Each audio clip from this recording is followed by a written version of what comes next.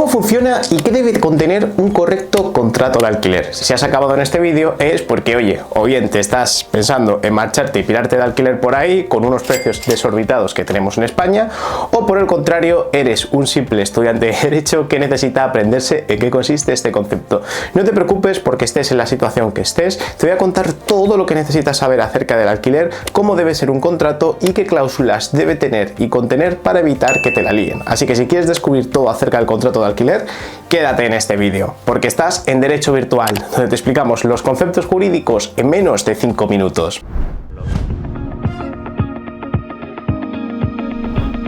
¿Cómo funciona un contrato de alquiler de vivienda? Bueno, lo primero de todo es entender la definición. El contrato de alquiler de vivienda es un contrato de arrendamiento por el cual una de las partes se obliga a pagar un precio cierto y está a cambio a proporcionar a la primera el uso y disfrute de una edificación habitable cuyo destino primordial sea satisfacer la necesidad permanente de vivienda del arrendatario. Bueno, después de esta aburrida definición y rollo que te acabo de soltar, te lo voy a explicar con un ejemplo para que lo entiendas fácil y sin hacerte un lío. Bueno, imagínate que tenemos a Elvira, una joven que vive en un piso de alquiler durante sus años de universidad.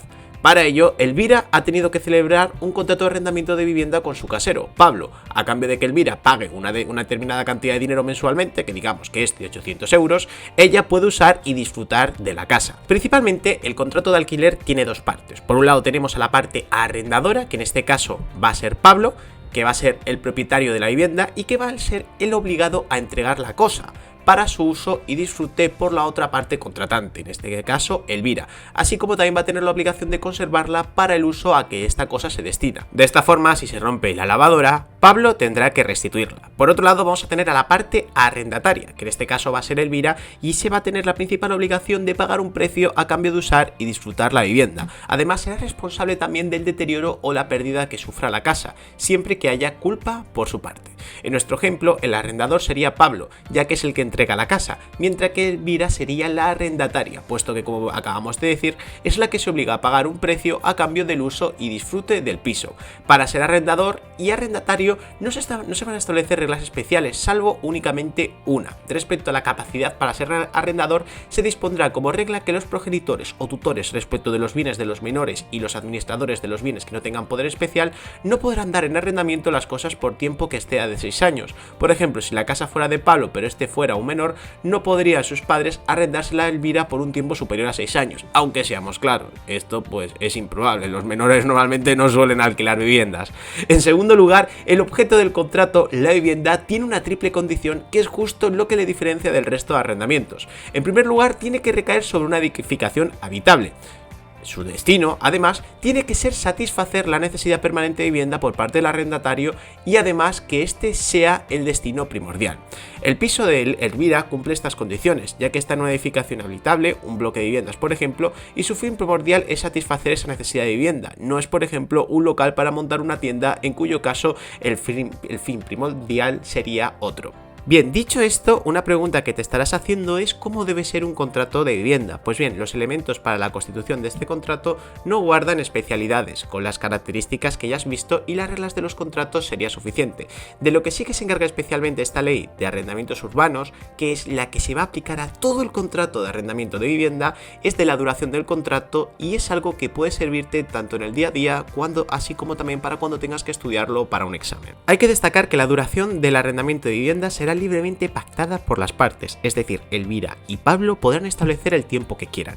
Si fuera inferior a 5 años o 7 años si el arrendador fuera persona jurídica, llegado el día del vencimiento del contrato, este se prorrogará obligatoriamente por plazos anuales, hasta que el arrendamiento alcance una duración mínima de 5 años, o 7 si el arrendamiento fuera persona jurídica, salvo que el arrendatario manifiesta al arrendador con 30 días de antelación como mínimo a la fecha de terminación del contrato. En nuestro ejemplo, si en un principio Pablo estableció con Elvira que podría quedarse 2 años, al ser el arrendador Pablo persona física, en el caso de que Elvira no manifieste con antelación que no quiere continuar, se irá prolongando el alquiler de la casa obligatoriamente hasta que se cumplan 5 años. Después de esta fecha, si Pablo ya no quiere prorrogar el contrato, podrá poner fin al alquiler. Hay que destacar que la propia ley establece que no procederá a la prórroga obligatoria del contrato si, una vez transcurrido el primer año de duración del arrendamiento, el arrendador comunica al arrendatario que tiene necesidad de la vivienda arrendada para destinarla a la familia permanentemente. así como para sus familiares de primer grado de consanguinidad.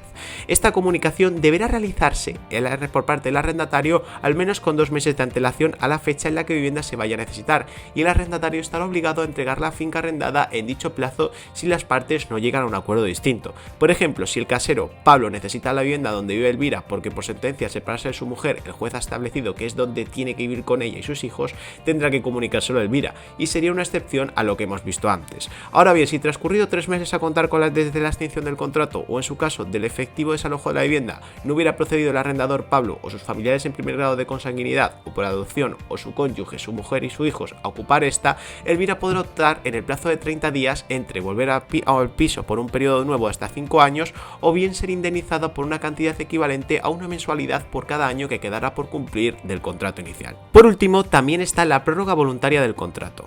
Esta establece que si llegada la fecha de vencimiento del contrato de cualquiera de sus prórrogas, una vez transcurridos como mínimo 5 años de duración o 7 si el arrendador fuera persona jurídica, ninguna de las partes hubiera notificado a la otra, al menos con 30 días de antelación a aquella fecha, su voluntad de no renovarlo, el contrato se prorrogará necesariamente por plazos anuales hasta un máximo de 3 años, salvo que el arrendatario manifieste al arrendador con un mes de antelación a la fecha de terminación de cualquiera de las anualidades su voluntad de no renovar el contrato. Por ejemplo, si el alquiler de Elvira y Pablo alcanza los 5 años establecidos por ley, todas las prórrogas establecidas que has visto, y llegado a este punto ninguno manifiesta que quiere terminar con el arrendamiento, este se prorrogará por plazos anuales hasta un máximo de otros 3 años. Y bueno, en principio eso sería todo sobre el alquiler. Recuerda que el alquiler está regulado en España por una ley, la Ley de Arrendamientos Urbanos, y en ella se establecen una serie de obligaciones. Sobre todo se establecen obligaciones de cara al propietario, que no puede realizar acciones como entrar en la vivienda, está obligado a realizar las reparaciones que sean necesarias y a mantener la vivienda en un estado habitable. Además, el inquilino por su parte está obligado a conservar el bien y a entregar el precio que se establezca como renta mensual. Por último, quiero que sepas que si este vídeo te son de utilidad y estudias Derecho, en nuestra academia tenemos miles de vídeos como este para conseguir explicarte los conceptos jurídicos de una forma mucho más sencilla, amena, divertida y entretenida.